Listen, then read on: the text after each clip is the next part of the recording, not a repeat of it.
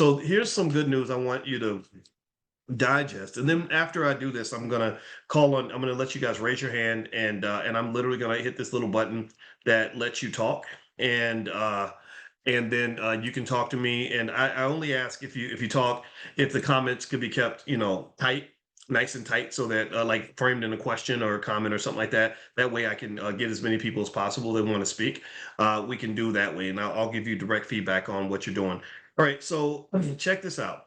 Listen to this. If you and your family check this, this is every single family in here can be a multimillionaire family in this century. Every single family in here, everybody.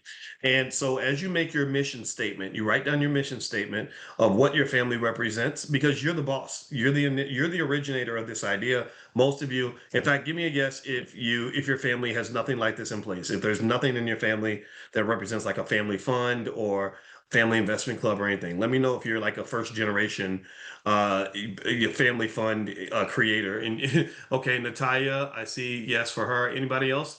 Okay, Josephine, Kevin, Kamita.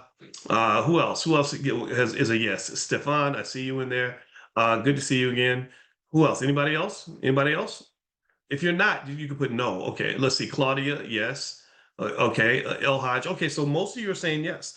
So when you're the originator, you have a lot of power.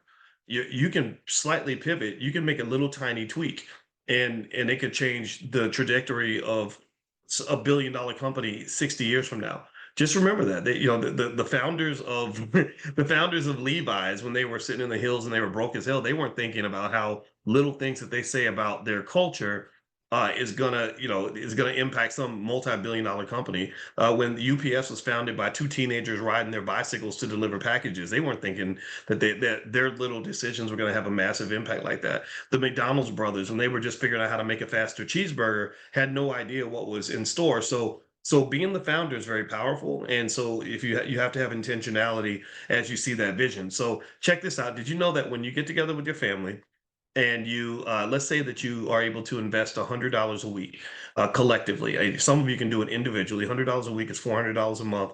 A lot of you have car notes that are more than $100 a month, or sorry, $400 a month. So $100 a week, if you put that in the S&P 500, literally, if you just scramble your money, randomly pick stocks, just okay, this week I'm gonna pick Apple, next month I'm gonna pick Nvidia. After 10 years, you'd have $86,873, give or take a few $1,000. In 20 years, you'd have approximately $312,000. 30 years, you'd have $896,000. So you're almost a millionaire. 40 years, you got 2.4 million. 50 years, you got 6.3 million. And 60 years, you got 16.5 million. Now, in 60 years, 16.5 million may not be is not going to be worth than what it's worth right now. But I guarantee you that in 60 years, $16.5 million will still be seen as a lot of money. It won't be seen as what it is now, but it'll still be seen as a lot of money. And so if you assume, let's assume a 3% annual growth rate in your contribution, right? So let me see here. Let me do this math really quick. Okay. Uh, So that right there pretty much shows that so to keep it up with inflation, right? Because inflation is going to erode about 2.5% to 3% of the money every year. To keep it at a legit 16 million, all you gotta do is add about 2 or 3%. But if you added a 3% increase per year, then after 30 years, you'd have, instead of the 896 or something, you have about 1.1 million. And then after 50 years, you'd have 8.9 million. 60 years, you'd have $23 million.